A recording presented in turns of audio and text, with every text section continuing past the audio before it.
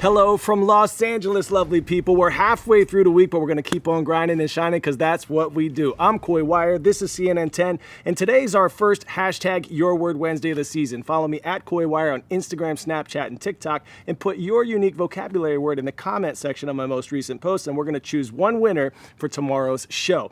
On Instagram, my most recent post is about Jesse Billauer, a championship surfer who's overcome incredible adversity in his life to become an inspiration for people all around the world. I'm here in LA with my producer Ryan Bergeron, dad of CNN tenor Sylvie. What's up, Sylvie? We can't wait to share Jesse's story with all of you soon. Now to your news. Late on Monday evening, former President Donald Trump was criminally charged for the fourth time this year in a sweeping indictment from the state of Georgia. Let's break it down. An indictment is another term used when a person is formally accused of committing a crime, and it's one of the first moves made in our legal system before a case can go before a trial.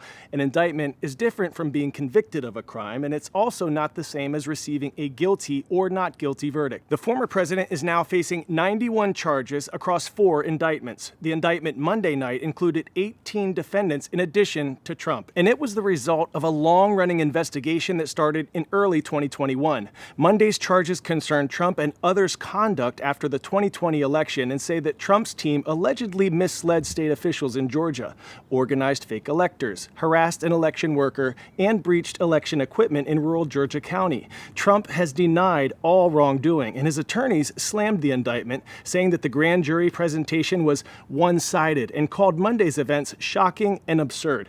This all comes at the same time that Trump is running for president in 2024, and he is the current frontrunner for the Republican Party. We'll keep you posted as this story unfolds right here on CNN 10.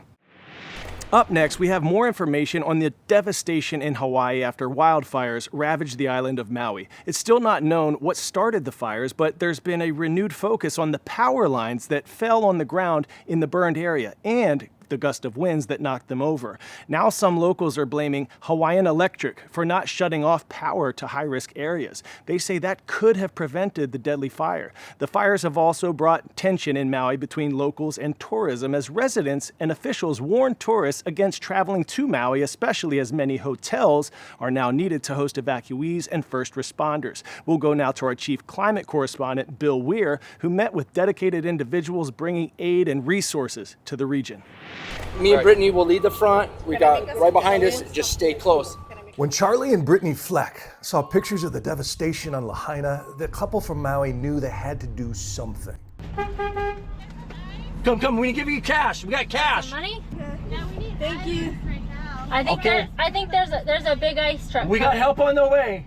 So they put out a plea on Facebook, and when thousands of dollars began rolling in, they began handing it out. Hey, Thank you so much. we're coming for you. Thank you. Aloha. But that didn't seem like enough, so they organized a caravan and sweet-talked their way past red tape and checkpoints, and when they finally saw what Lahaina looks like for the first time, they wept. But just on the edge of the burn scars, we find an inspiring example of Hawaiian togetherness. You want a towel for your neck? Cold towel, are you kidding? That is aloha hospitality. Thank you. There you go, man. Thank Right there, you, over brother. your neck. Keep you Okay, I nice and appreciate cool. it. Archie Kalepa is a Hall of Fame surfer and lifeguard with Maui roots that go back 9 generations. This is your actual house here, or? Yeah, this is my actual home, and we was really lucky because our neighbors, they were here fighting the fire right at this corner, and the fire department said, "This is our last stand. We're going to hold the line right here." While there's so much frustration over the official response so far, he says authorities deserve some understanding given the size of the disaster. But this right here is a crime scene, and so what people don't understand is the government has to do due diligence before they start moving in. So it's a humanitarian response in the middle of a working crime scene. Exactly. But at another relief pod on a beach nearby, frustration has turned to anger. Nobody came for help us. You know what I mean? We rely on people like you guys that get compassion like we do. You know what I mean? That willing to help us because please, we need help. We need help. We need the next step, this is just the first inning. This is the first inning of what we're facing. Tourism is our number one source of income. I would hope that our representatives, our politicians, our government would ask the people from here, when can we open? They should not be telling us, oh, we want to open 6 months from now. The truth of the matter is, when you look at the overall devastation, we are not going to be ready to allow people to see what we're living through in 6 months. 10-second trivia. Which archipelago is said to have inspired a Shakespearean play and is nicknamed the shipwreck capital of the world? Bermuda, Canary Islands, Seychelles, or Galapagos Islands? Often considered to have inspired Shakespeare's The Tempest, Bermuda is the correct answer here. And up next, we're taking you to meet one doctor who has bred over 100,000 snails that were thought to be extinct. Lesser Bermuda land snails, as the name suggests, come from Bermuda, but a number of environmental factors have caused the snails to be critically endangered. We'll meet one man whose mission is to reintroduce them back to the wild, and we'll join the snails as they take part in a 3,000-mile journey from a zoo in the north of England all the way to Bermuda. In a small collection of shipping containers just outside Chester Zoo in the UK, Gerardo Garcia is looking after a plethora of newts, frogs, salamanders, and snails. As head of ectotherms, he is in charge of almost 60% of the animals in the entire zoo, but often creatures that have almost zero scientific information known about them. Since 2013, Gerardo has carried out much of his fieldwork in Bermuda with two native species of snail, the greater and lesser Bermudan land snails. Having grown up in the containers at Chester Zoo, the snails are now making the 3,000-mile journey to Bermuda, where wildlife ecologist Mark Outerbridge is waiting for them.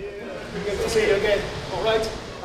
Bermuda's biodiversity has its roots, its origins with many other islands. So we're talking about a relatively small land area, and in Bermuda's case, a very small land area in the middle of the ocean. And unfortunately, we have evidence that we have lost species in Bermuda. They are extinct. Starting with only 60 of those snails, Gerardo's team has since bred and released more than 100,000, one of the biggest wildlife reintroductions in history. Now he is returning to one of the release sites, Trunk Island, to check on their progress and work out if the area will be suitable for releasing their smaller cousins. Was it this, the first spot? So this was the first spot we ever Right. released the snails. So we brought a bunch of palm fronds here because we saw how much they were feeding off palm fronds on Ports Island, So far, so good. Let's see if we can find any. Yeah, I can see one right now. You see one there? A careful rummage through the fallen palm leaves reveals a thriving community of the greater Bermudan land snails and indicates a perfect location to release the lesser snails. Many people would ask, why to bother about snails? And the question is, why we bother about any other species that we have on the planet? Every single one, animal and plants, every single one has a role to play. We don't know, we may don't understand, we may underestimate the role, but everybody has a very important ecological role.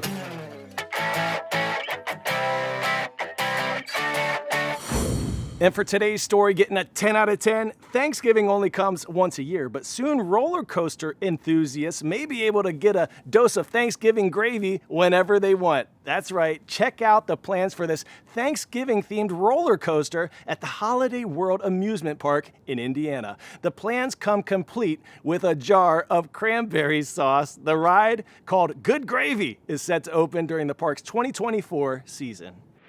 And now on to my favorite part of the day. I want to give a special shout out to James Wood High School in Winchester, Virginia. Rise up. Looking forward to your submissions for Your Word Wednesday. So bring it, baby. I'm Coy Wire, and we are CNN 10.